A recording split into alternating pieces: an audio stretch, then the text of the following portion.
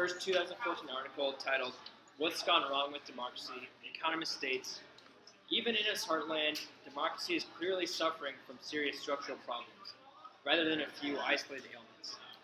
It is not news to scholars of political science that democracies around the world have seemed to come across a rough patch since the turn of the 21st century. These problems can be seen in the economic and social stresses of established democracies and the stalled process of democratization in developing countries around the world, for example in Egypt and Ukraine. Although democracy has undoubtedly been recently challenged as a premier form of governance for countries valuing civic freedoms and economic opportunity, I believe that at its core, democracy remains the unquestionable right choice for countries around the world. It allows for unparalleled standards concerning the rights of expression, levels of social justice, religious freedom, and standards of living. I believe these values are absolutely essential for just governance. What has gone wrong with democracy is that it has fallen victim to violations of its foundational principles.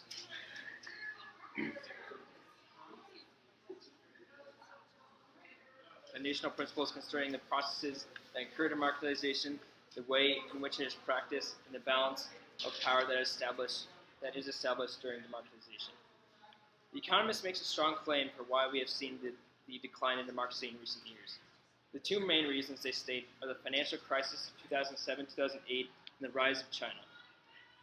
Although these explanations are important to consider when thinking about why scholars have observed an overall increase in the doubt people have for the legitimacy of democracy, it does not explain why democratization has recently failed across the globe, and why it seems that established democracies have come to a grinding halt in terms of emancipative and cooperative progress.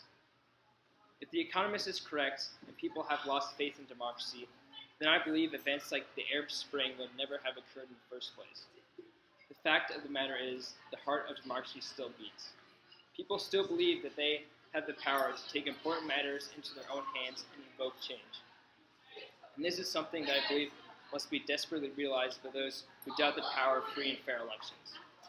The reason why government complications have arisen in democratic nations can be traced back to this basic fact.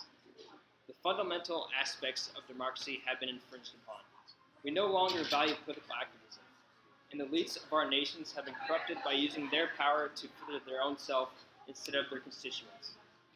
Plato's greatest worry about democracy was said to be that one day citizens would live from day to day, indulging in the pleasure of the moment. In a nutshell, Plato was voicing his concerns for complacency. When analyzing the reasoning behind the decline for democracy, one answer can be found in the rise of the technological age. Since the turn of the 21st century, our world has become steadily reliant on technology.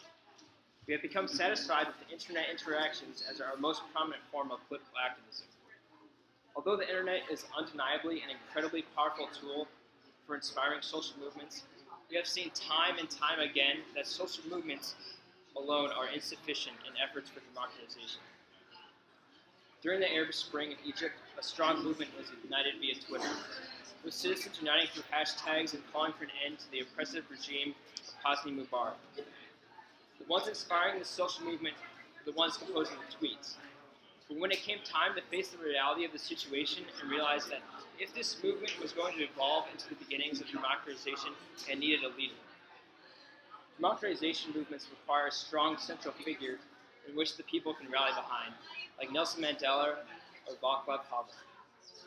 Someone who is charismatic, an established public speaker, and is willing to risk everything for their country's freedom. What Egypt was lacking during their Arab Spring revolution was this type of individual. One cannot risk everything for their country's freedom while sitting behind a computer screen.